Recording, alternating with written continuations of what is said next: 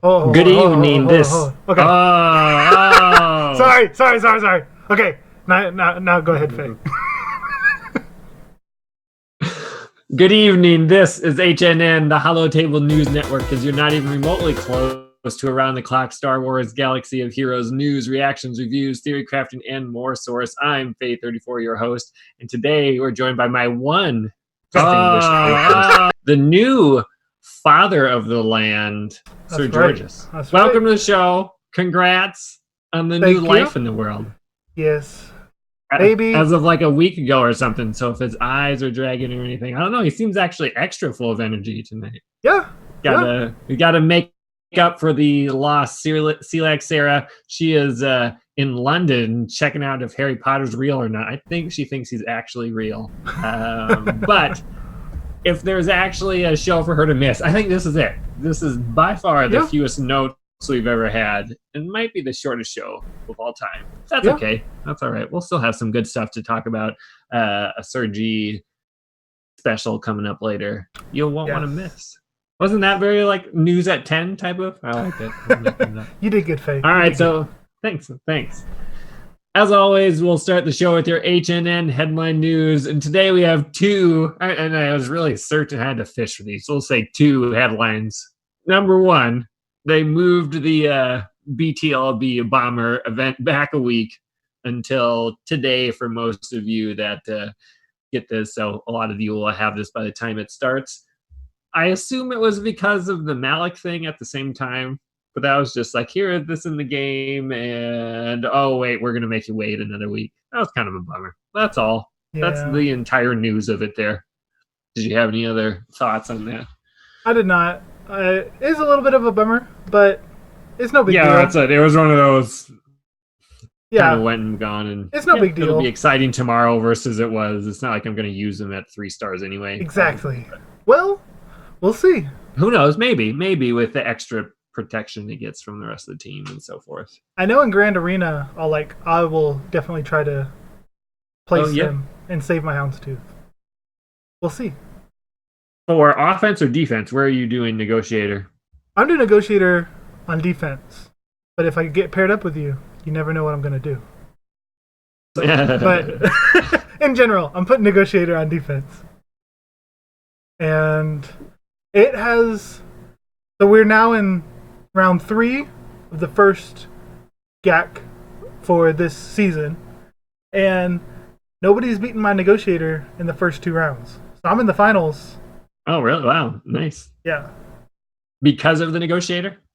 Not because of the Negotiator, but he definitely helped. Because you're just awesome all the way around. Yeah. I think I won on efficiency.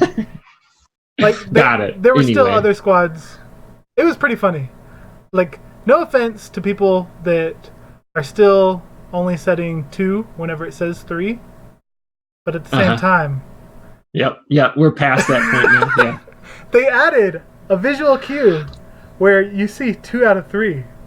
So even if you don't see 2 pictures there, it still says 2 out of 3. My second opponent only put 2 out of 3. You think he did that the first time too, and he still must have won somehow? Won? I don't know. I saw him do 1 battle, and then he must have realized, because he did 1 battle in my top zone where I have 3. And then he must have realized, how does he have 3? It's like, why does he have 3? And then just phoned in the rest of it. He didn't do any more battles. He quit after that. It was funny. Which is kind of, and then you're waiting, like, well, does he have more? Is he going to keep going? And then finally it goes over, like, no, I guess it was done which is worse for me. Get it over with. I just want to see where we're at. I don't think my score suffered. I can't tell for sure. But maybe they added something. No, they should have given you that. They gave you the extra automatic 64. That's good. I'm 90% sure on that. Okay, yeah. It looked like it. So you thought you were extra good with the score at the end. I would take that. And number 2, they did have a dev Q&A. So why don't we go over a couple things of note from there? Do you want to talk about some of those? Yeah, some of them were like I really like these Q&As, and while some of the answers are, corporate jargon of, we can't say anything, but we're still going to say a paragraph. Yes. Still, they do shed more light than you ever get anywhere else on what they're doing and teasers of what might be coming up. I like just this casual conversation type discussion with them. And now that they're doing it every month, I haven't been disappointed yet, myself. Like, the first question that I liked was, any love for First Order in the future? And Viking said, yes, you will see more First Order content in the coming months. That's a confirmation that with the new movie, we'll get some dark side First Order stuff. Yeah, for the fact that they'll actually say, yes, we have it coming. Yeah. One assumes, but it's good that they put it on there at least. Yeah. Because, I mean, it's not always safe to assume. Because I've, like, the Mandalorian TV show that just came out. I've seen people excited, hoping a character. I doubted from the start that they were going to. Yeah, I did. I think we talked about that. This is at least a year down the road, I would imagine, if not more. Yeah. When it comes to TV properties, CG does not give them fanfare. Because they ignored Rebels for 2 years, I think? Right. And then completely ignored Resistance. So correct. Yep. They mentioned later in this dev Q&A, someone asked if there was any Mandalorian stuff coming to the game. Do you have any plans to support the new Mandalorian show? And Top Hat said, not at the moment, potentially next year. No promises. Yeah, which seems, like I said, seems right to me. Yeah. Because they'll be out of movies for a little bit then and stuff like that anyway. Yeah. There were a lot of questions on like the negative community sentiment towards the game, lack of motivation to play and stuff. So they answered a lot of those questions, yet most of the answers were very similar of just, things aren't as bad as it seems. Yeah. If you say so, yep. Yeah. We've got a lot of stuff coming out, so the content is there. You guys just need to wait a little bit more. But at the same time, all their comments, like from Top Hat, we've talked about a raid. So he's talking about the developers, not his talk with the community, but the developers themselves have talked about a raid, talked about plans for future content delivery systems, and are about to release the next iteration of the territory battle. We continue to invest a ton of time and resources in the game, plan on keeping it around for the long haul. We'll have a road ahead soon. Not exactly at the beginning of November, but hopefully the middle, which means likely tomorrow when our podcast comes out. Yep, that's exactly what I'm thinking. And we hope be happy, everyone, that you know what all this stuff is, because they're waiting for us to have this and not have that to talk about. So, exactly. Yep, you're welcome. And we hope that the road ahead points to some of the new things we're working on and thinking about. If you're looking for specifics, that'll come in the road ahead and can be continued communications from us, but it won't be a beat-by-beat 12 to 18-month long plan. But see, what bothers me is all the thinking about. Thinking about by developers means nothing. Until a developer starts getting on a computer and typing up code and stuff, or drawing character plans and kits, that means it's so far away. Yep. I mean, we've literally had the dark side territory battle is the only content that was put in the game since I don't know when. I suppose Grand Arena, the Grand Arena Championship. Yeah. Okay. If you count Grand Arena, kind of. I'm gonna say Championships is the same as Grand Arena. Okay, then not. If you're not counting that, like literally was December Grand Arena the last December. Is that when? No, I mean, like one thing this year has come out. Granted, we're a week away, hopefully, from the second part of that coming out. But and the only thing last year that came out was Grand Arena, right? The raid was 2 springs ago. Well, it was whatever 20 months ago from now. So technically, it came out in 2018, but okay. But more than a year and a half ago. Yeah. I would think, and maybe they're going to do something in the road ahead, but I would think they would start detailing, like, we've got new game modes coming out. So just wait 2 months or something. Don't wait till the month. Like, try to get ahead of this negative sentiment by saying 3 months from now, we got a new game mode coming out. Yep, and then they're going to run into their August of whatever year of missing the date by several months, but which I get. That's part of the issue of not doing it ahead of time, but stay on top of it. Do you have these notes up? You want to read the next one? Our guild. Talking about getting new recruits in the guild. They talked about this before, so I'm now at the point of I'll believe it when I see it that they're gonna have a way for new players to join existing guilds. Like someone in our guild in the top 50 GP has no use for anybody that's. I'd love to have like a friend come in that's early in the game, but doesn't help anybody for them to be in there in any way. So if there is a way to make that happen, they just said that before and said now. So they're working on it. I don't even know what that means. I don't have an answer to that solution either. It's better than thinking about it. Because they are working about it. Yeah. And again, I would like that. Maybe there's, I don't know, some kind of fusion thing. But that's basically what people do when they go down to work on the raids or merc, as you will, for those in the know, to come over there and do it. But other than that, it's really hard to get those to come together.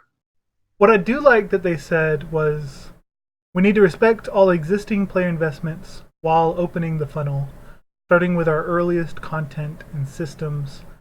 I don't know if that means they plan to open the funnel. It sounds like a little bit from the last dev Q&A and this one, more in this one, that the next title update, whenever that'll be, I'm guessing it should be this month with the light side territory battle. That's when they're going to do something to make gear easier. They've been saying it for a while. Again, hopefully by the next time that's on the show, I agree with you. That would be the time to do it, that we have something available. But I don't remember exactly where, but they keep saying the next title update.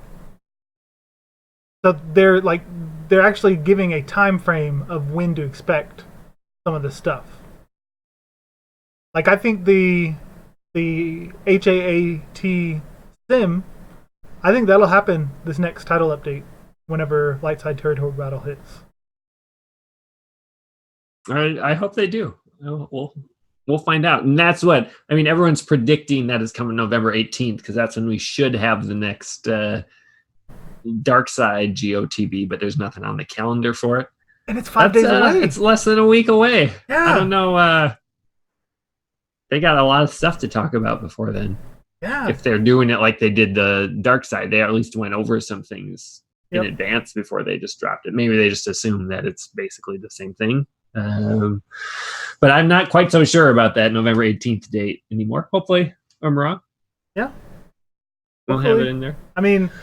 If they don't, then does that mean everything gets delayed? Like, we're just not going to have a TB for that week? I think they would just still put in the dark side Geo one. Yeah. But maybe not. And I can also just see them. It's been brought up a lot of time. You assume they'd correct it by now, but they're just like, oh yeah, that was an error. Oops. Our bad. Obviously, this is what we meant to do, but we're not ready. So yeah.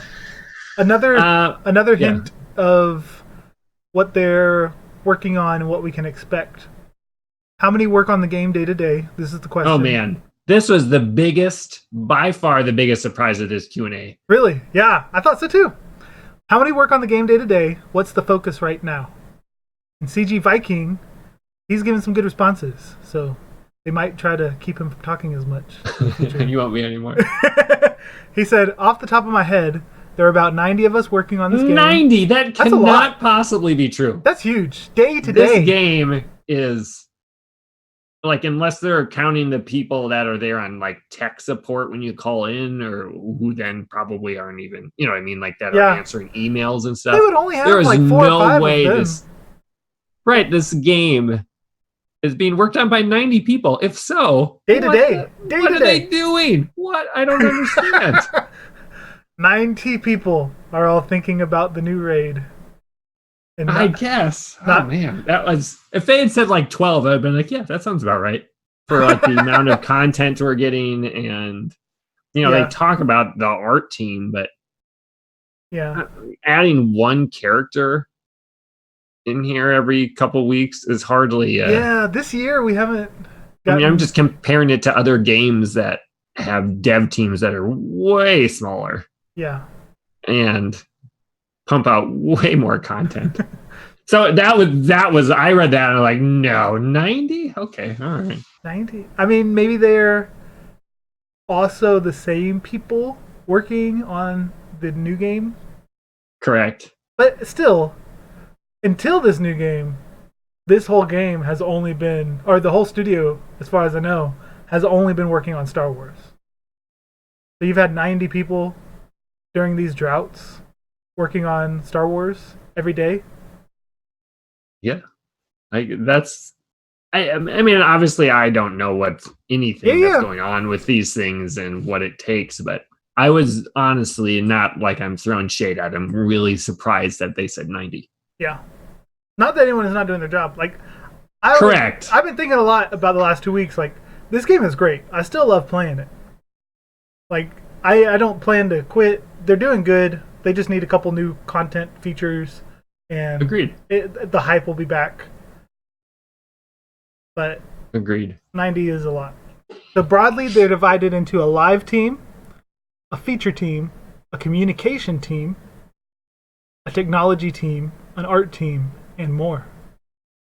Our current efforts are on creating new characters, new events, finishing the Lightside TB, finalizing our December client release, which makes it sound different than the Lightside TB. It does.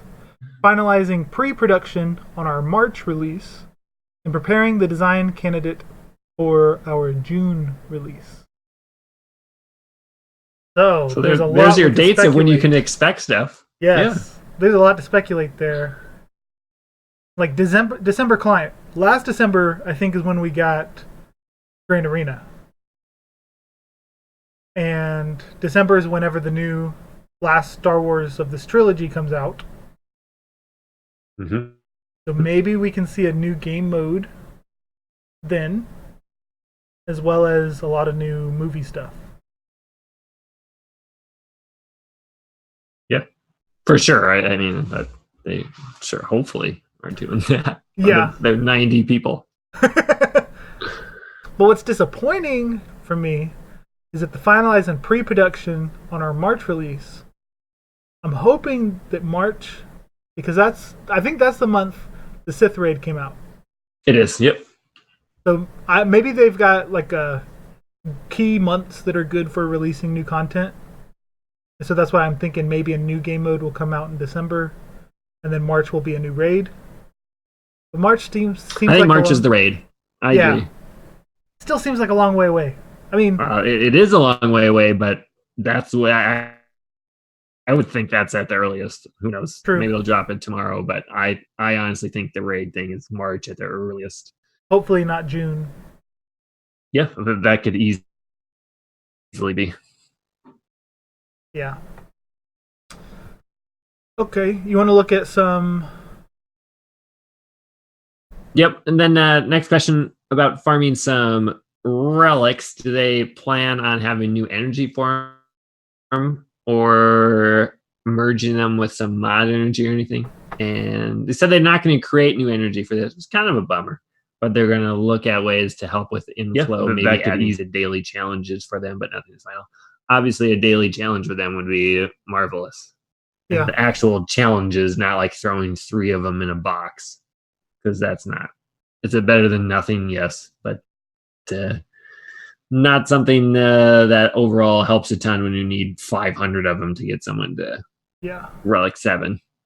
But Because those are, and then when they add someone else in there, the cantina, like that's going to be rough if they do that or when they do it. Do you think Arc Trooper is going to be one? I do think he's going to be like the Brood Alpha where he's farmable right away. I'm hoping they do the Stark thing, but I can see him putting him in Cantina. Where are they going to put him? Call it right now. I hope it's not Cantina. I'm going to say... Me too.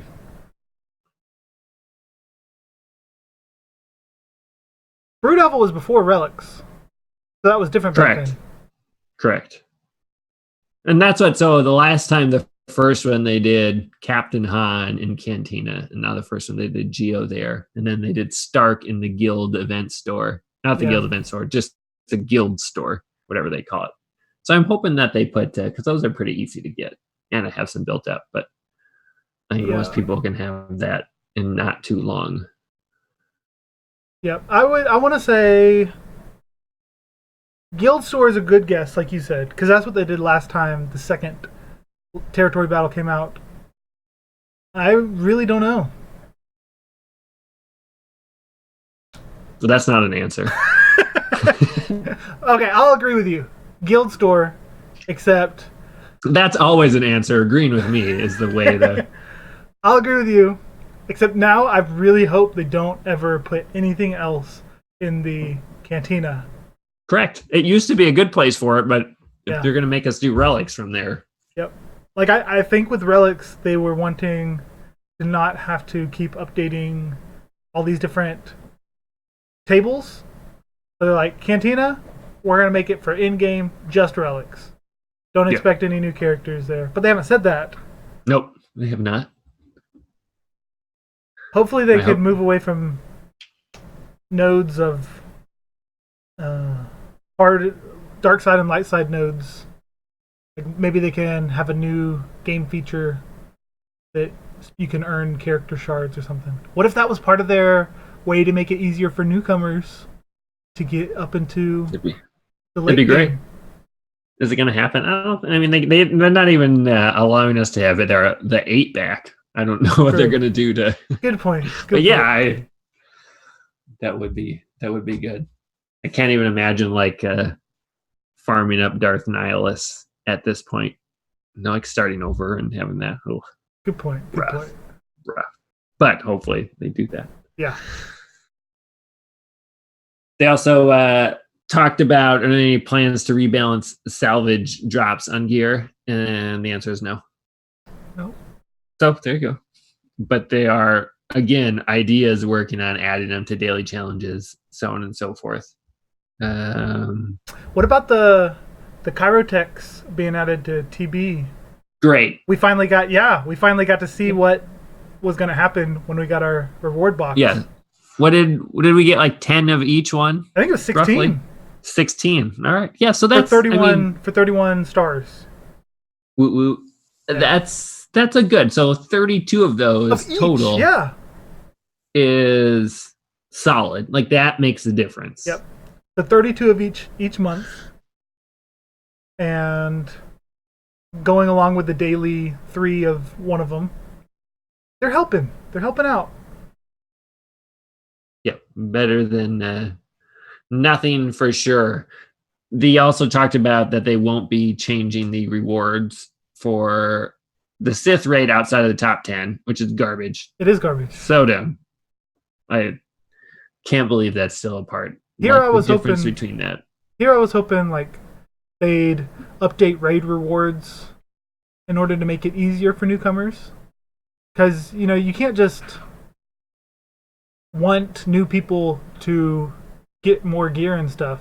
You've got to use the existing systems to find a way to get them without cheating the players that have been playing.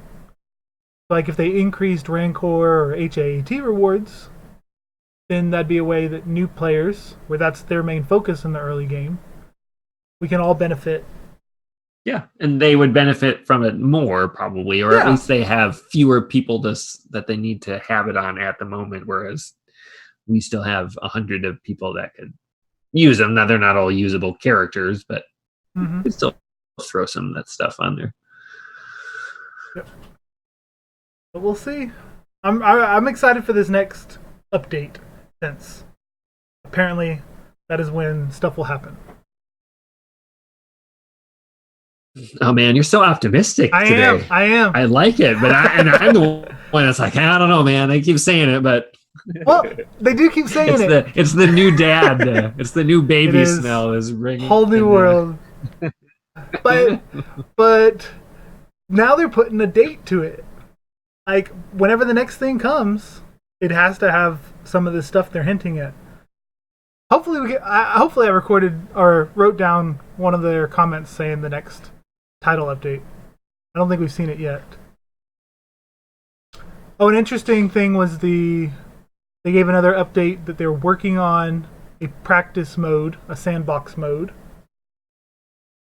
Yeah, I didn't quite know what to think of that. Again, we've gone from, so the first Q&A was basically, nah, we're not doing that. You guys don't want it. The next one was, oh, that's what people ask for and what we'd love to see around here.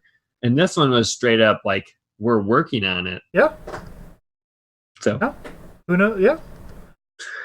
Then the infamous Trai placeholder ability. Mm-hmm. They commented on that, saying that it isn't indicative of, the next stage of Relics giving her a hidden ability. They said that it was when a feature or a character interacts with the game in a weird and unexpected way, such as exposing an ability that's there to just ensure the character behaves in the way intended. The icon was not a new ability for Trai. That means maybe they have to have hidden uniques that help out doing the, like, when it's your turn, when your Sith takes a turn, remove all the debuffs. Like, even though they put it under one ability. The unique. Yeah, one unique. They've actually got hidden ones so that they don't overlap the code and mess with it and stuff. Or the, like, when Revan would mark Nihilus all the time. Or no, would mark Treya all the time. You know what I mean? Like, that could be the Jedi Knight Revan always marks Treya. Like, that could be the hidden ability. Which I hadn't thought about, which is strange that they have to do that at all. But, that's crummy.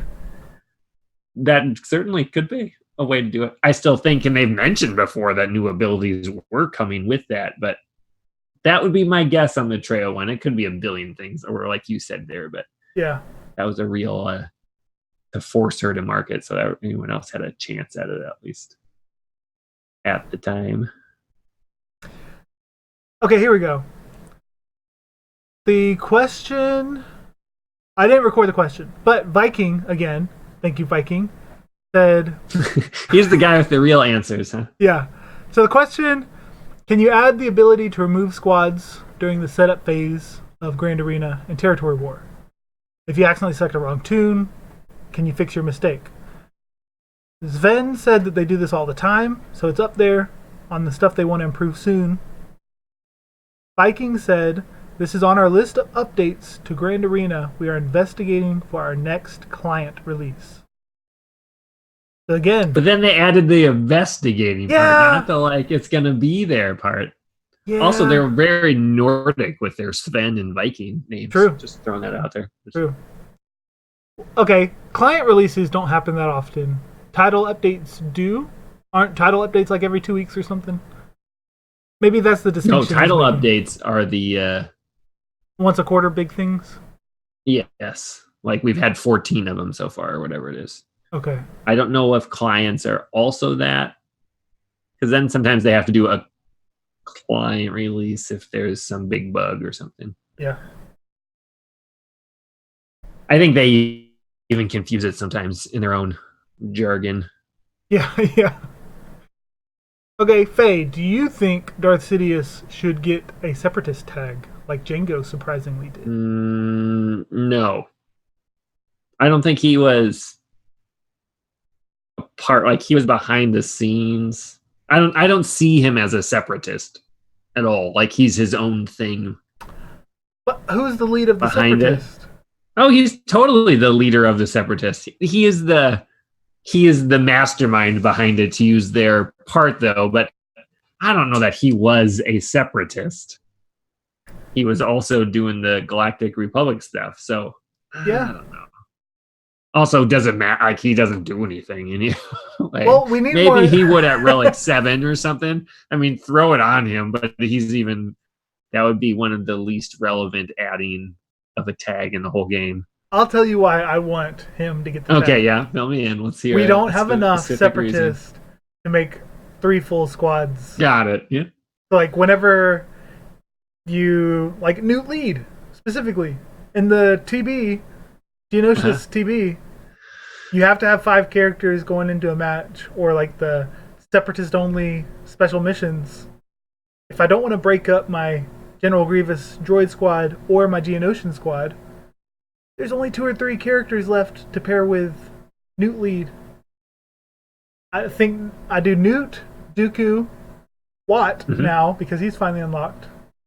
I don't want to pull Asajj from Night Sisters. And That's what I do. And Jango's not going to be very helpful, although I don't run bounty hunters too often. But we need another separatist or 2. So that's why I would like it. Plus, yeah, I'm not saying like that would only help. Like it would be opening things up versus closing them off.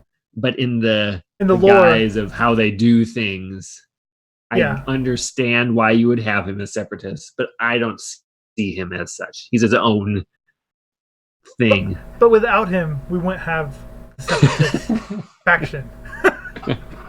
True. Well, you never know. I mean, Civil War is going to happen either way. Not exactly in that manner, though. You're right. Which is great. I would like just a little Palpatine growing up story. And then I liked the question finally giving some details of summoned units' stats. How does that work? So someone asked how Geonosian Brood Alpha, how the stuff with their stats work, and they said the gear level and star level matter, and whatever gear level and star level you've got your Brood Alpha at will translate into a certain amount of base stats for the Brute. But then on top of that, your Brood Alpha's individual stats contribute in some way to the stats of the Brute on top of that. Did this answer make it more or less confusing for you? It made it more confusing for me. It made it less confusing for me just because... Okay. It made it... Talk me through it then. Okay. It made it more accurate for me then, I guess. I had tried to, test in Galactic War. Yeah, I remember. And it didn't seem like the speed of my Brood Alpha mattered. Like it wasn't when I took all the mods off him that were for speed and just put ones without any speed secondaries. And I don't think it changed Brute's speed. But they're saying that if you do put a lot of speed, somehow it should result in a speed boost to Brute. But I'm going to guess it's really minimal compared to whatever that base chunk, depending on your star and gear level. Right. I wish they would give us some real numbers. But yeah, it is confusing now with what to do with it. I'd say... Right, that doesn't help you, if you're trying to narrow down, hey, I want him to go here or have this much health for X or Y. But yeah, based on my test, despite what they say about adding a percentage of Brood Alpha's relative stats, just mod your Brood Alpha the way that's best for him.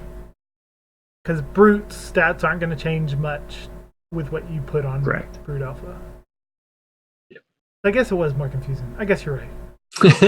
No, I got right. Like, oh, this is a good question. In reality, I want to know this, and I got halfway through. I was like, "What? No, are you sure?"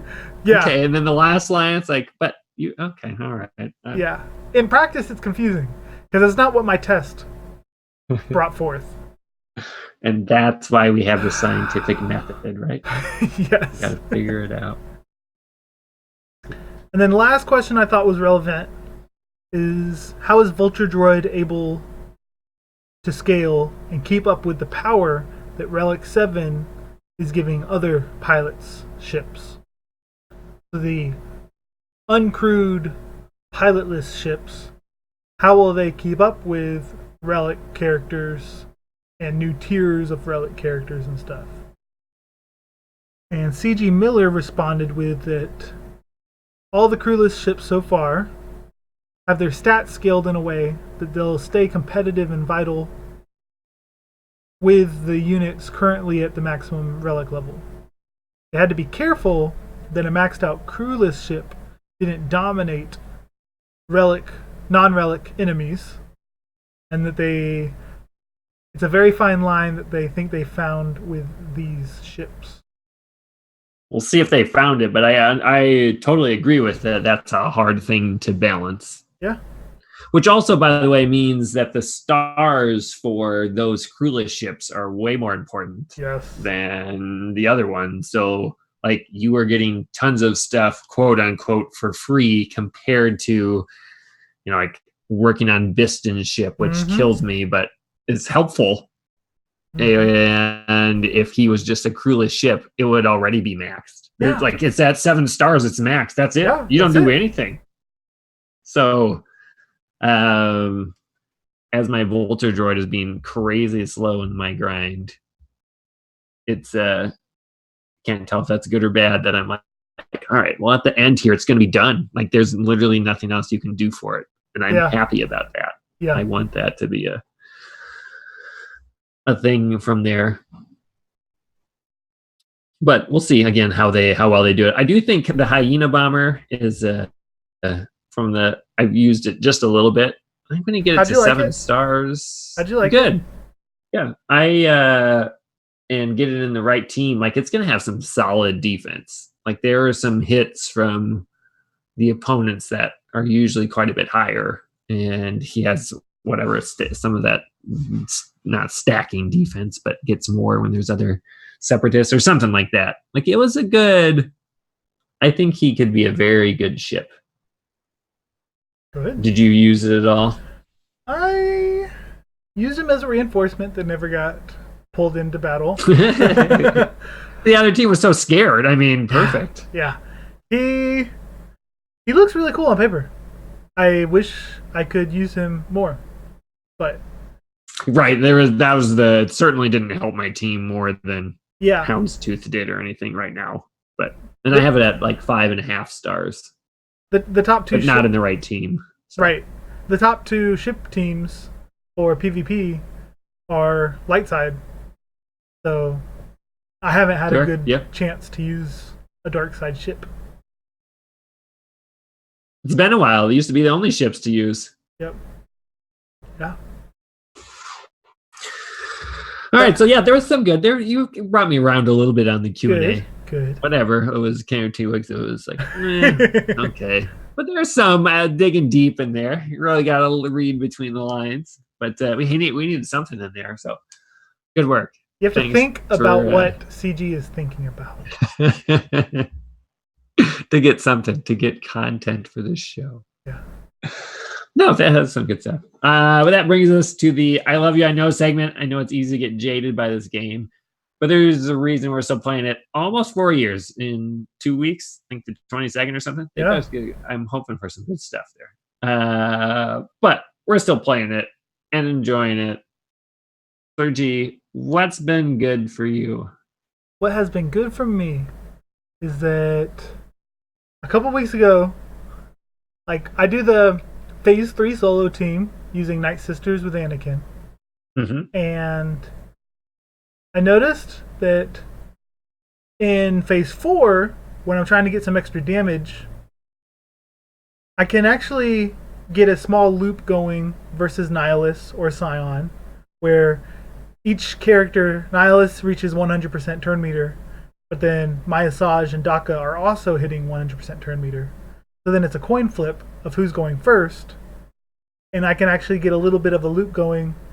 So then I did some more testing and died a couple times because of unforeseen dangers that the first time I left the sides up, the other Sith people, and then Daka accidentally killed one with a basic, so then it ruined my constant revives of Initiate.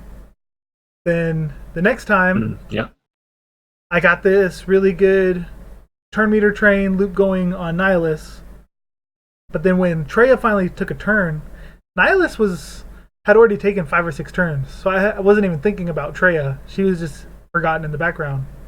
She takes her turn, isolates my Anakin, and kills him. So then it killed that. But then finally, on Monday night... the legend grows. What was the temperature? Was there strawberry water involved? No strawberry water. Okay, all right. Fine. Actually, I was getting ready for class. I had a project due. I was more concerned about this match. And it was taking as you should be. It was taking longer than I thought it was going to take. Then class started, and I had my laptop up. I hope my professor none of them play this game. So I had my laptop up and was playing my phone for like 30 or 40 minutes while waiting to be called on to give my presentation. So it was super stressful. Like after I finished the raid right before I had to go up. Like I set my phone down, was massaging the temples of my head to cool off and get rid of the stress. Like, man, that was intense. And then you're looking for high fives from everyone. I was. I saw the score. Tell the people what you got overall. Yes. Overall score for a full Phase 3 and a full Phase 4 solo was 70,798,443. That's a lot.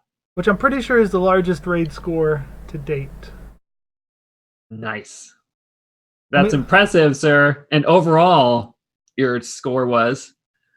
Overall, for the whole raid. Oh, yeah. Was 102 million? 102 million. I don't know what the score is for an overall. Like of pretty all. Fancy. Yeah, I don't know about that. I just saw it was over. That was definitely the first 9-digit raid score that I had seen. I'll try to pull it up for the video watchers. I mean, 2 times in a row, we're going off the hat, and now this. Yeah. So the people that listen here, you're in the presence of greatness. Nah. And Sergi. I was talking about me, but also you. But yeah, it was a lot of fun. So very nicely done. I saw you just posted that screen of the 102 or something. Like, what is he? He finally broke down and brought out the hacks, but no, he's it was great. Getting the real points. It was intense. Both So now we'll need the full breakdown. When can the people expect the I am video? Working.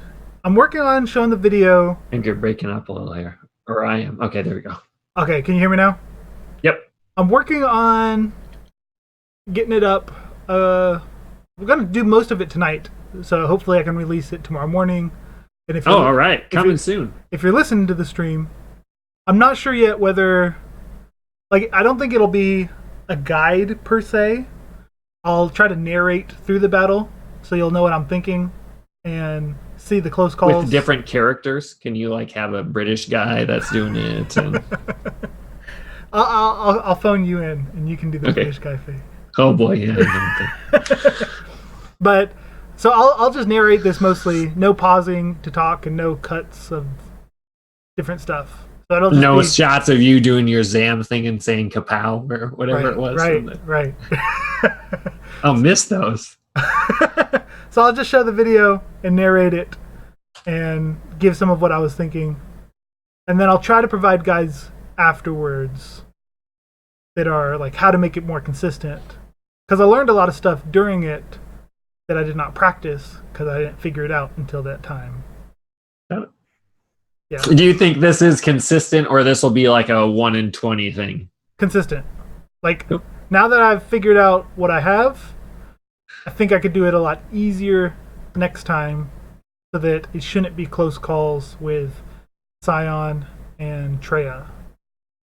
So like phase 4, let me see if I can pull it up some. But phase 4, I got Nihilus killed with 3 turns to enrage, and my relic 4. And then it resets the other enrages? It does not. Okay. But I ignored Scion the entire time. So he was at 13 or 12 turns to enrage. Got it. Now you can't let one of them get to enrage, because then it'll trigger all enrages. So you have to kill Nihilus before he hits enrage. Otherwise Scion will also be in enrage mode. Got it. But shared enrage, yeah, that makes sense. I didn't really think of it that way, but yeah. But as long as you don't let one, then the timer stays for the other. Let's see. Then okay, so our viewers should now be able to see the score. And I'll try to put it not in front of everybody. Then what was I saying? About Nihilus. And then Scion after that, I believe. Oh, yeah. So Nihilus I killed pretty good. Scion got to enrage before finally killing him. Yeah. Got it. Even with all of Asage's built-up damage. I was disappointed. Like, Asajj was doing 350k crits to Nihilus, but then when I switched over to Scion, they were only 180k. Like, half the damage. And it wasn't scaling as much at that point. So it was tough. But then Treya in phase 4 was all auto. And I hit enrage, but Treya didn't get an enrage attack off. But I don't think it would have mattered because I have Talzin with Unbreakable Will, the standalone thingy, and Treya's indefinitely? Or you just sort of hit it when it was ready? Indefinitely. Like, she had it the entire... Once I hit... Before Nihilus died, I think with like 5 turns, I could have done it sooner. That's one of the things I'll point out when I do the guide, is that when I did Unbreakable Will on Talzin, she kept it with low turn meter throughout the rest of the battle. It was awesome.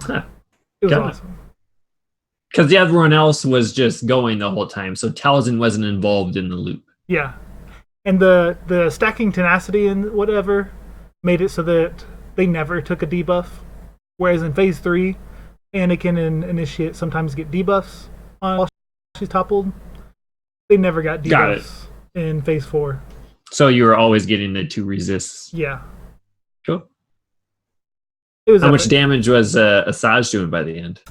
She was doing... Because that's quite a bit longer than the phase 3, right? Yes. Let me double check. You can fill the space with talking in your British accent while I find it. Hello, Governor. That's all I got. Anything else from there is terrible. And really, that's like one of like 3 accents you can do without being racist. So true. That's the only place. Australian. Yeah. And German, and that's about it. The rest enter questionable territory. Yeah. Okay, so I've got it pulled up. So yeah, 102,407,549 is a large score. I remember when like 12 was a big deal. I know. So, where did I end with damage output?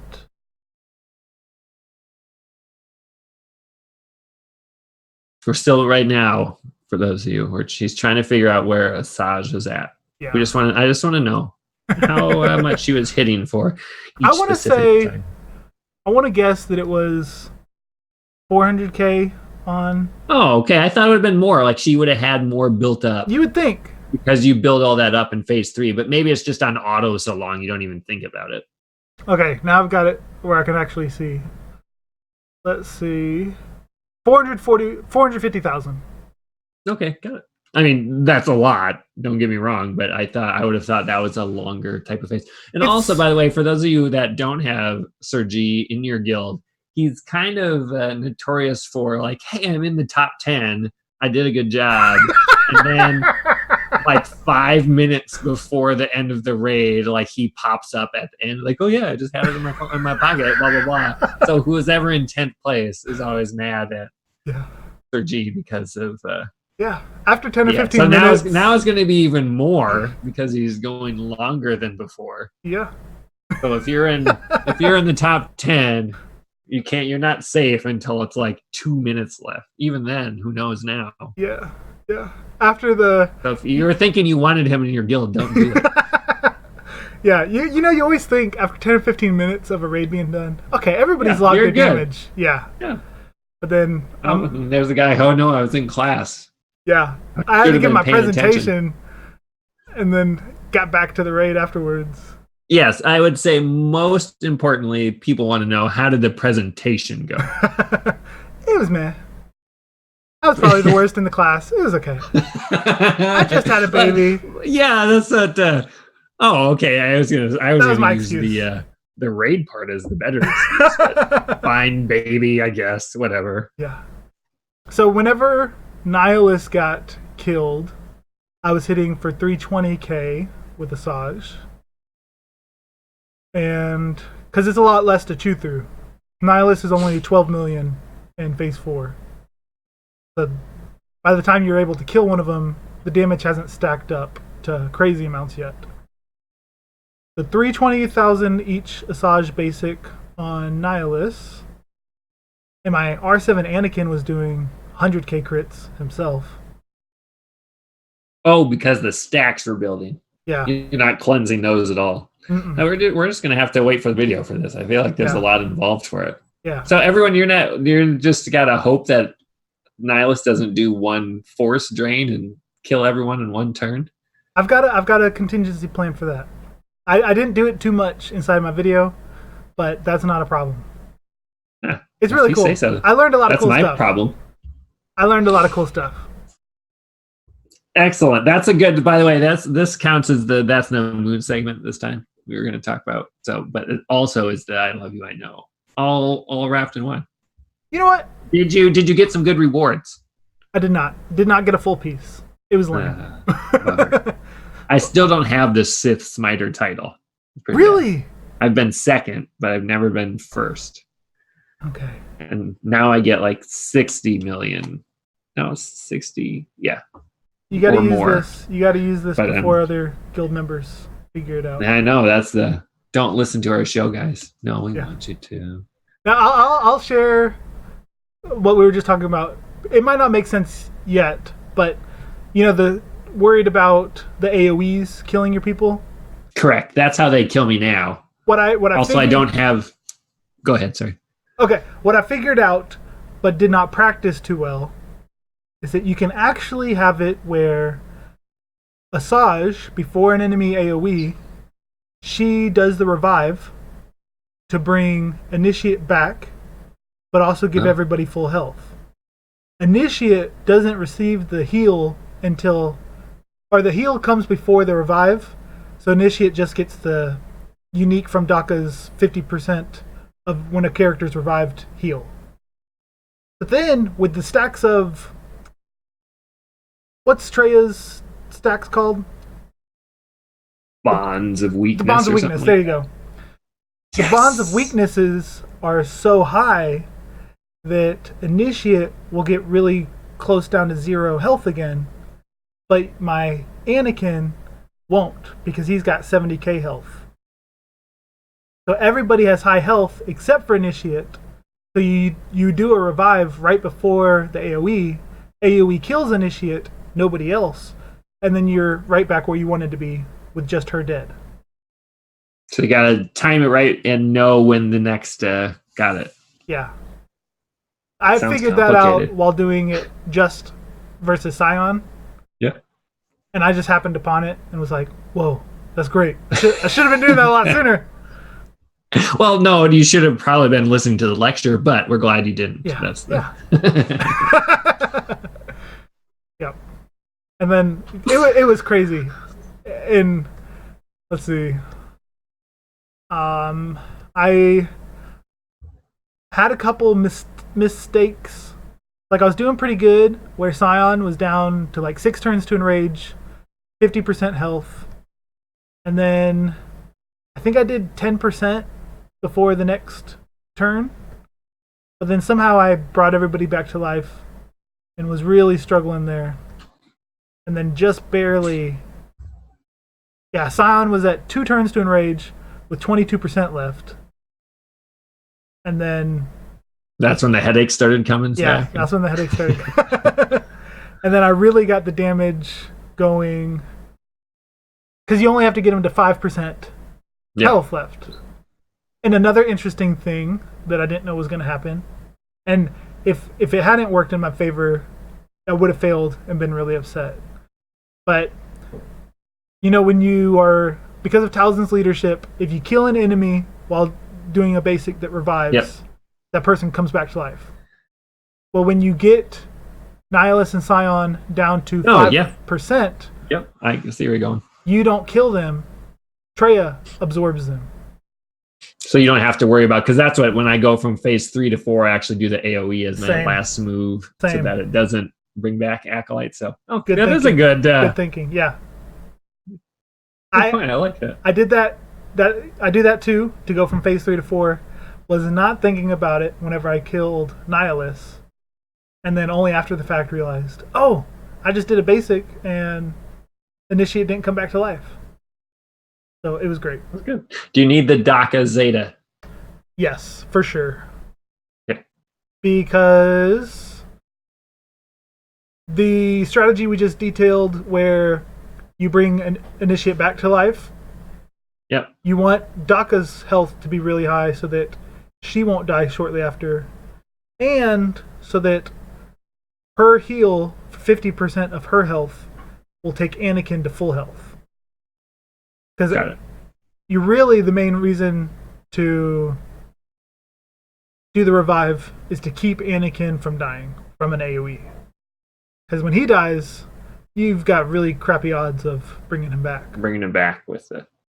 Yeah. That's the one I don't have. So maybe I'll see a couple more of yours and then be like, oh man, it's worth it. Maybe I got to do it. It's worth it. Or I could just ignore it. Yeah. Don't ignore it. But since I have Skywalker now, like I'm back in the top 10, like that puts me in our top 10. How do you use Gen Sky in the raid? Phase 1, he can get 8 to 12 million pretty easily. He himself? No, with the other. I mean, with the team, but because they can't lose health? Correct.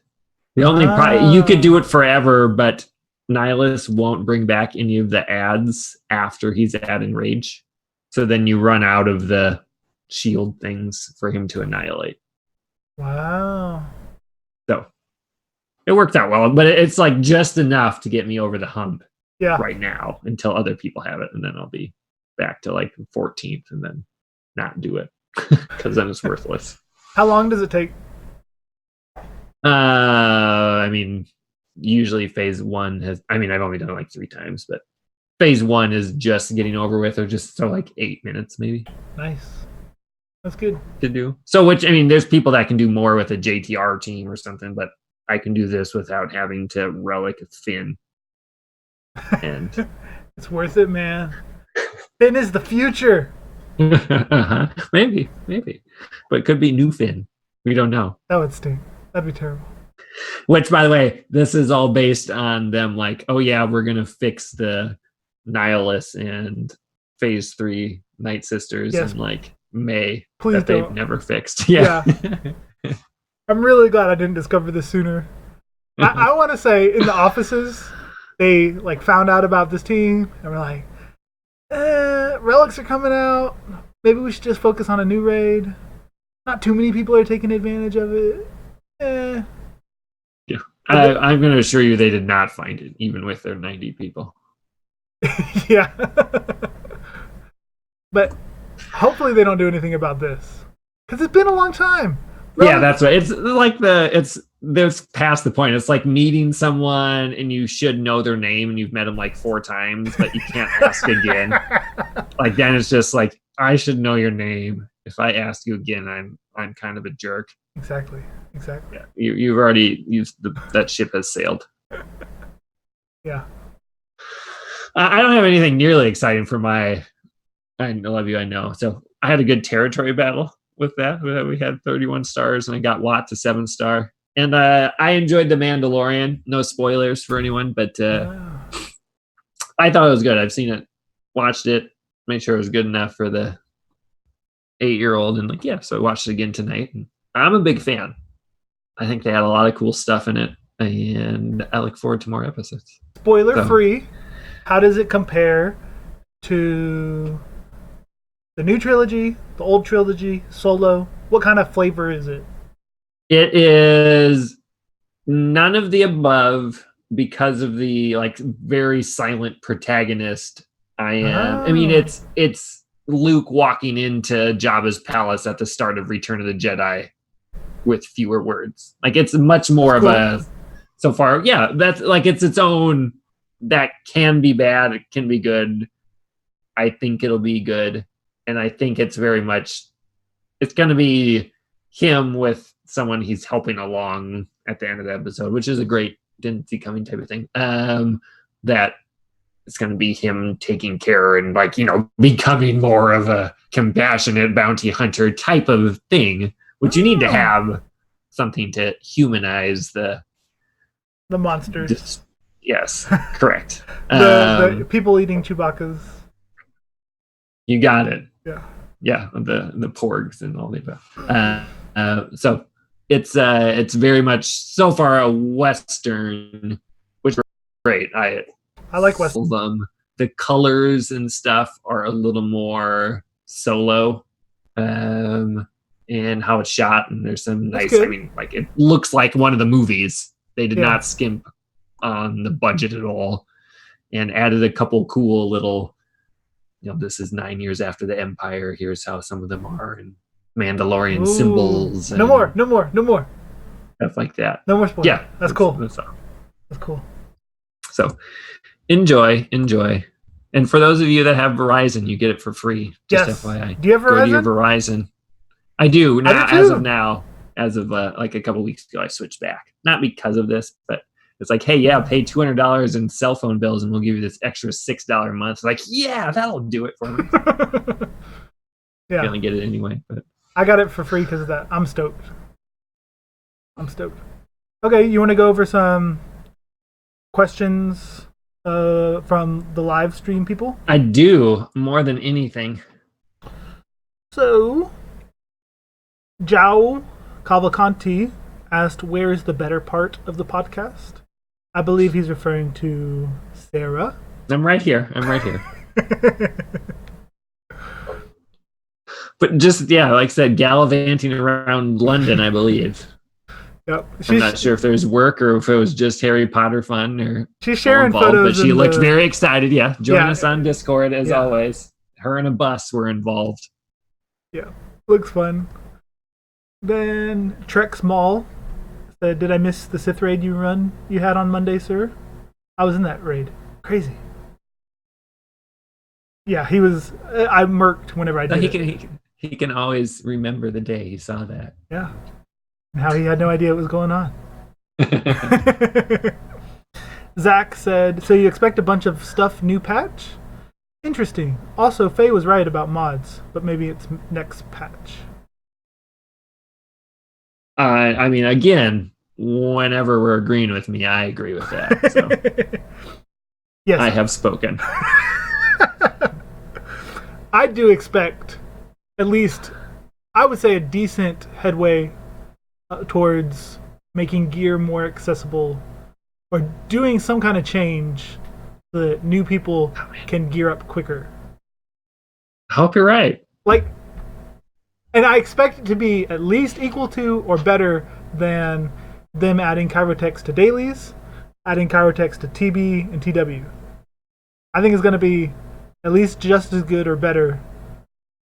It's got to be something where stun guns can be farmed without having to hope they appear in a shard shop and stuff. Challenges? I mean, that's just so easy. It would be. I doubt it. Are they still making money off of stun guns? They still get my crystals from time to time. Right. Okay, yeah, do they? Money. That's what... I mean, just like, I wish they would ease the stun gun and eyeball crunch. Golden eyeball. That's where I'm being held back with so many tunes.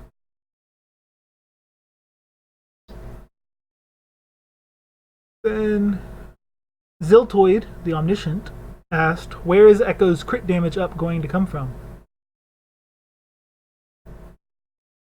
With? Cricket. You take this one. No, well, he gets crit chance up. Where is the bonus he gets? Like, if Echo has crit damage up, then he gets such and such.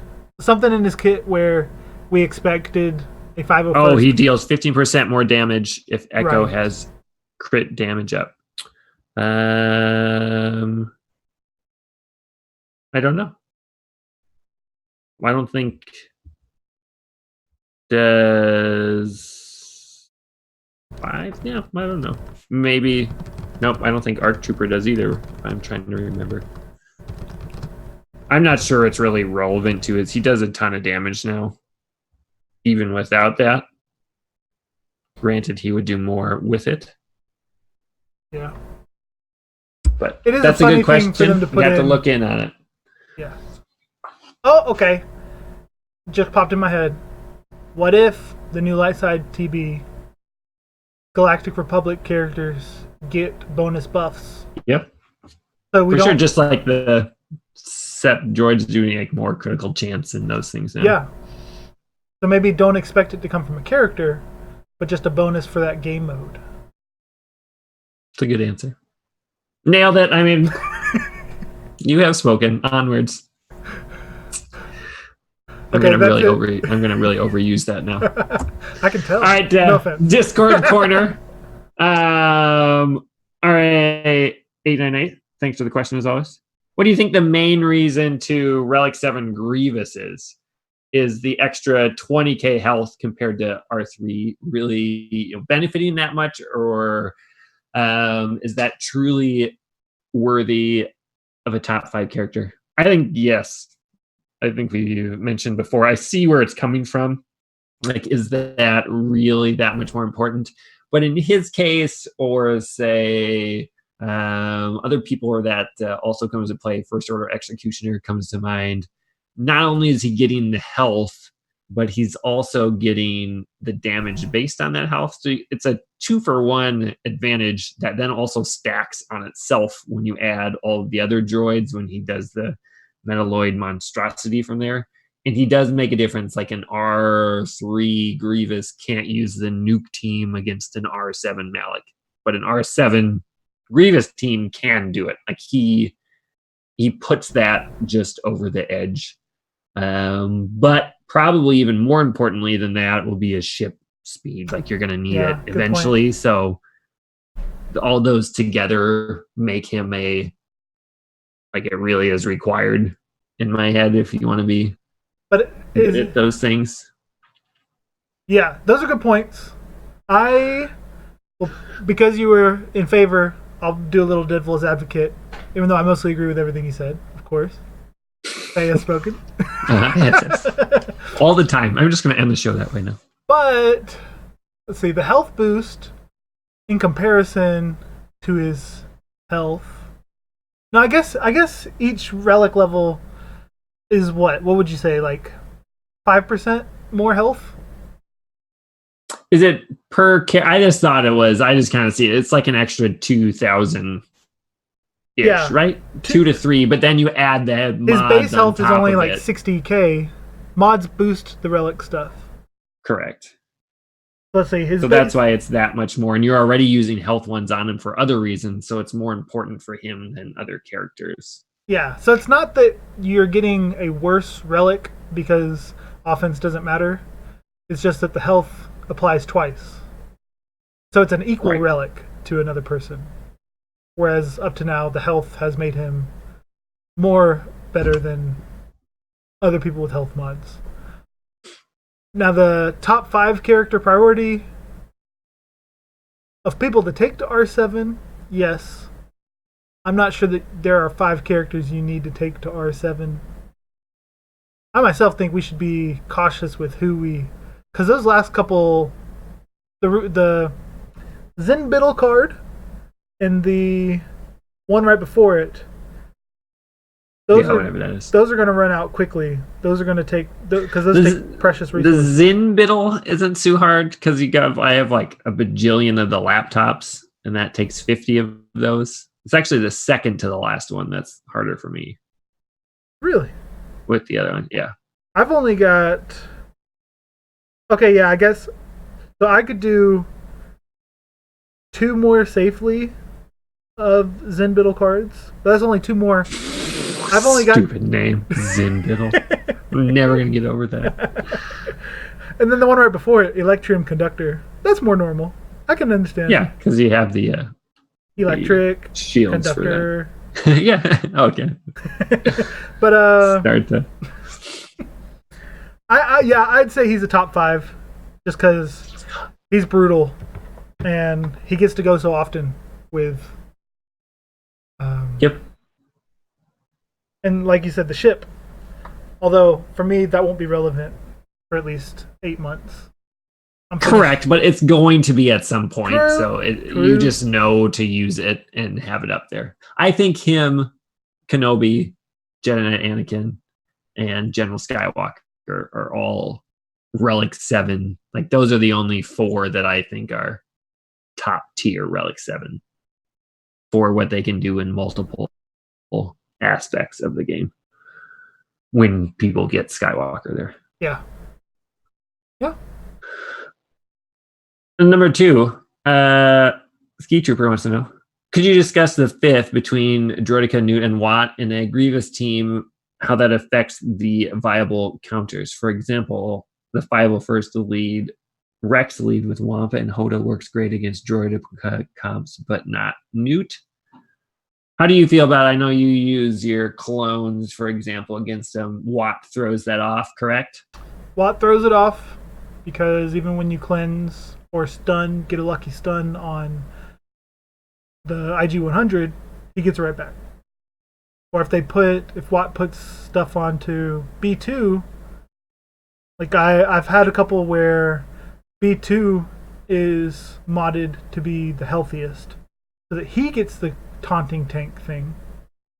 So then when you try to kill other people, whether it's with Jedi Knight Revan's Mark or hoping to get around B2 and get a lucky hit on Grievous, B2 gets all his turn meter, cleanses whatever you've got on him because of the tank buff thing from Watt.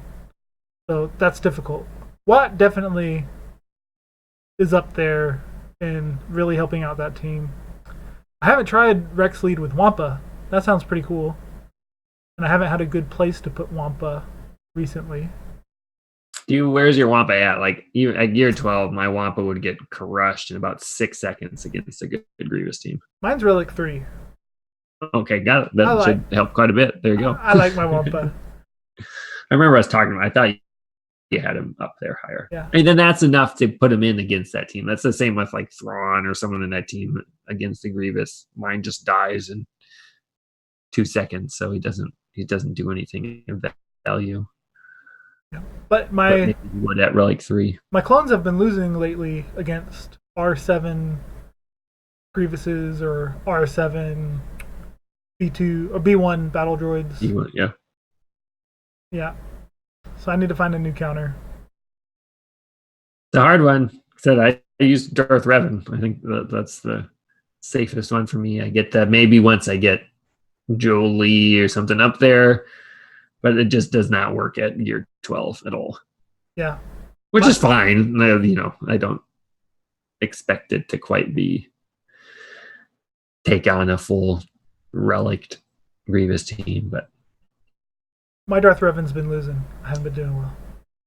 Got it. Against the Grievous. Against Grievous. I've tried with offense against lesser Darth Revan. I can't even win on offense, so I don't know what I need to do with that. And I've had people in Arena, like back whenever I do Grievous to take out the Darth Revans, like people would lose to me, even with the AI controlling my Grievous nuke team. With the Grievous, it's just so RNG unexpected. You don't know how it's going to shake out. Yeah, it usually works out well to time a good death mark on him, but every once in a while it can go awry. But are there any other so then that's where I don't think we know the answer on Watt yet, frankly, until more people have him not at gear 11. So for example, we now have him at gear at 7-star. I put him to gear 13. So I plan on testing him more with Grievous because I had not been running him with Grievous. I do it with Newt, but now I'm going to try it with Grievous. So I think we'll know more then once more people do it, like if a Relict, Jedi Knight, and Revan team is going to work well, or Bastille Elite, or which one is going to be the best answer for that. I do think the Droid is definitely the worst of the three. Not if you have the Zeta. Not if you have the Zeta. But I knew you'd get in there. But Newt is useful as his own lead, and Watt is more useful elsewhere. Like Droidica is definitely best used with Grievous, where the other two have their place elsewhere. Droidica does not. Correct. So that's like to maximize all three of them. Maybe you still keep him there. Yeah. So we'll see. I think that's still up in the air, which is fun. I'm glad that there's not a specific, like General Skywalker is now and probably will be after ARC Trooper. Like, here's the 5 guys you're going to be with these. That's the whole team. See you later. Yeah. There's at least something to be said on switching some of those and maybe planning accordingly against what your opponent has in Grand Arena, etc. and so forth. Yeah, that's cool. Thanks for the questions. On to the rank and file segment. We talk about the meta report. As always, the regular is about the same. General Skywalker is up to 5%, I believe, from the 4% of last time. It's going to slowly get more and more over the next month or two. That will only creep up. Darth Revan's at 69. But it has been a long time. So since January, 11 months, Home 1 has been dominating the ship arena. And now is at number 2, 47%, with 50% going to Negotiator. So congratulations, General Kenobi, on taking number 1. Have a well-earned death stick and enjoy your break. And that's, again, only going to get higher, at least until Malevolence, and that's going to take a while to build up, and we'll go from there. So I think that's good. At least let's acknowledge the first change in 10 months. For sure. Seems like a lot of players are investing in Negotiator. Yeah, I'm actually somewhat surprised that everyone went all in on that, because I think it's the wisest thing to do. But that's what our arena is almost solely that. There's like 1 or 2 Akbars, which, by the way, can still win fairly regularly, which I think is sometimes a good thing. Sometimes it's better. Yeah, like if you're going to get beat by 1 speed on your Negotiator, your Akbar team might be the better choice on offense. Not on defense, but on offense. So keep that in mind. I think, again, that's how it should be. Hopefully Malevolence plays a role in there and is not the complete domination of both of them. But to be honest, it probably will be. Last but not least, let's head to Uncle Owen's Moisture Farm to talk about who and what we're currently farming in game, because everyone knows work comes before going to Tashi Station to pick up power converters. We should have checked with Celex Sarah. So I believe she is farming Tuscan Shaman and refarming Finn, just for fun. Yeah. Sergi, what are you working on? I am getting my relics up for... Who? I did Ahsoka. I don't think I had her up last time we talked. I got her up to Relic 3. Is that her stopping point? I instantly regret it and wish I could take it back. She is of no use to me. I was gonna say no, her ship Her definitely hits ship is of harder no at use higher to up. me. I never Wait, need why it. is her ship of no use? Oh, got it, because it doesn't get that far When into I battle. reinforce, I always bring in Plo Koon first, and Got it. then after Plo Koon, it usually is Clone Sergeant, because then I'm really needing another tank ally at that point. Yeah. So I never bring Ahsoka in. Yeah, And then that's probably not super useful for you. I was hoping that she would do good in Arena, but in my gameplay, she's not as good as R2D2 in a Padme squad. And R2D2 doesn't serve me any good elsewhere without C3PO. Yep. So I'm not. No, I think Ahsoka is still a good choice. She'll be well rounded for now and for the upcoming territory battle and the ship. And I hope that I can have more use for her. But which I've now become successful in beating General Skywalker, it's still like a 50-50. Excellent. A big change from the last couple. Yes. It's still like a 50-50 win-loss record. But better than 10. Yes. That makes a big difference. And R2D2, I got him to Relic 4. He has 90k health, I think, which really helps. Does he makes a big difference? He does. I got it.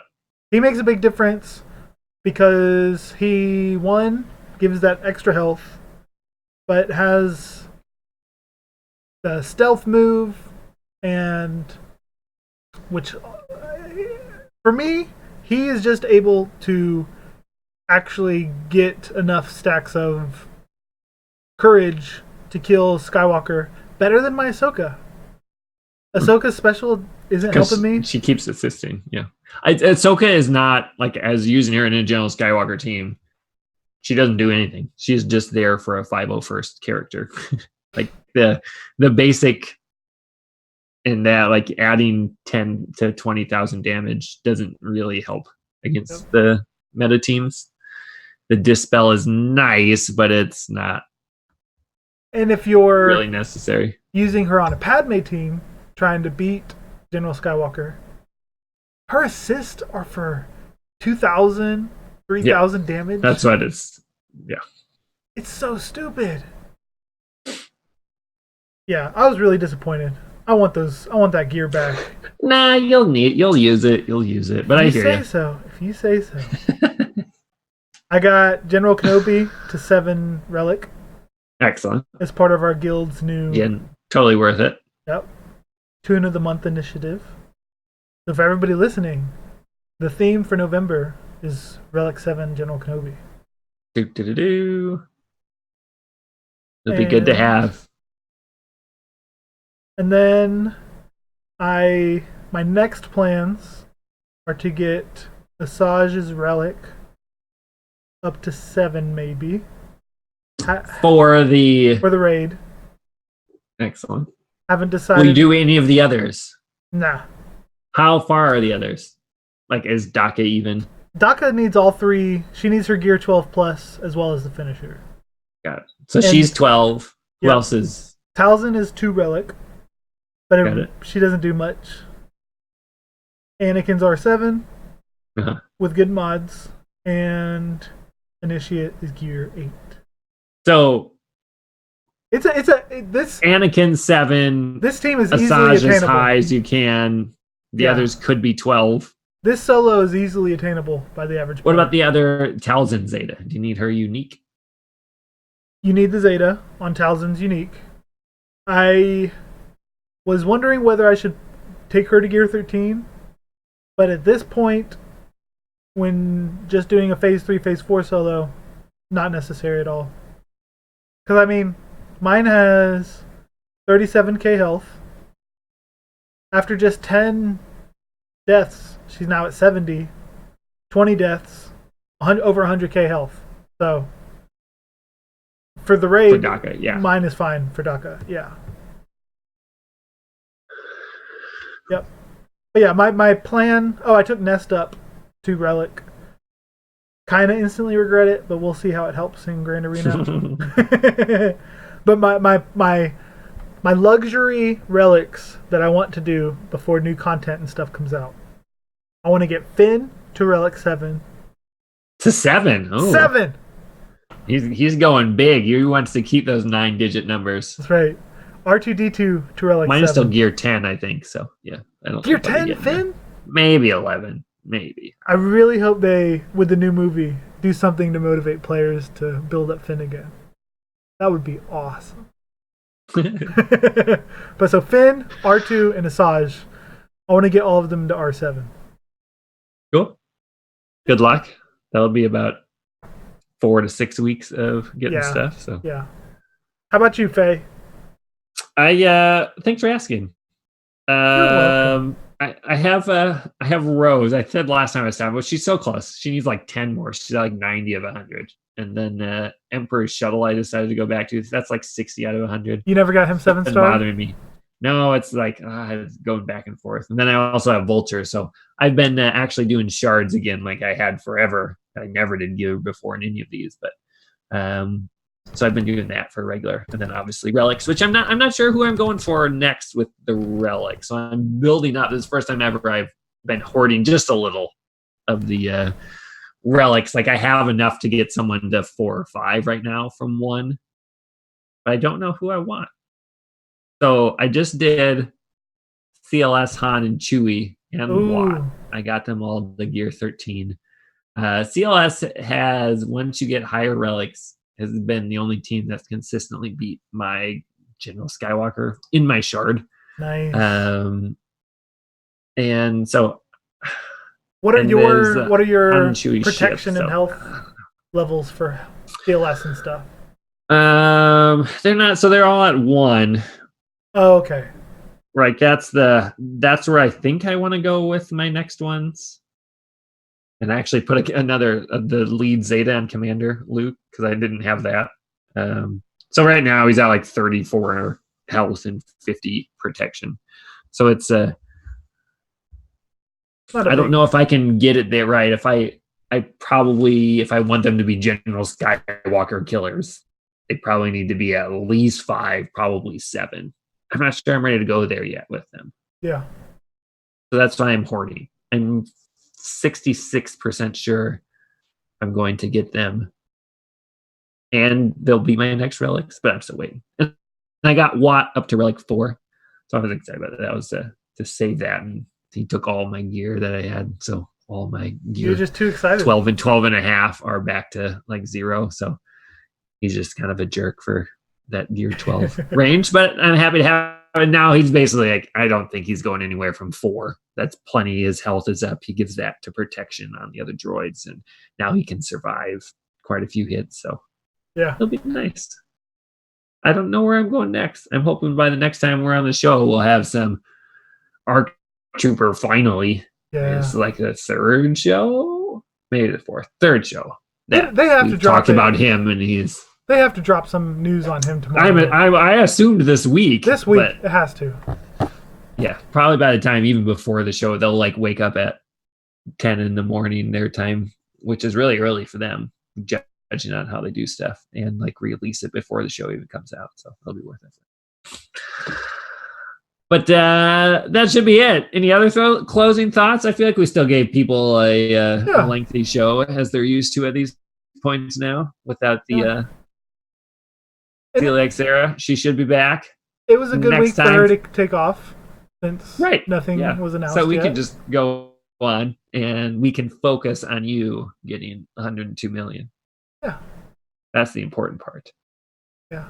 And for Sarah, when you finally watch this, you have to have Finn R7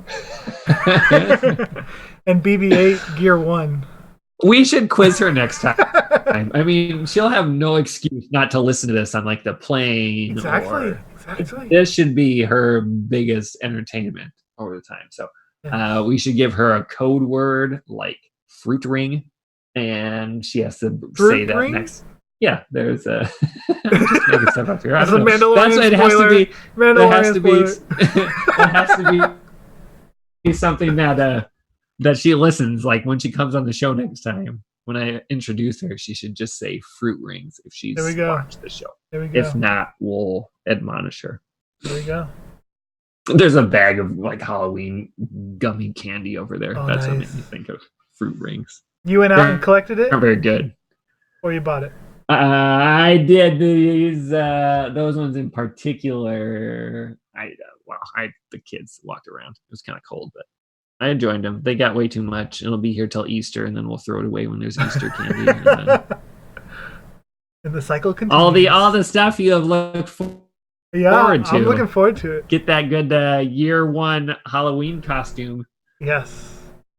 On the little one. Make sure maybe it'll be a Mandalorian. Yeah, that'd be cool. Who knows?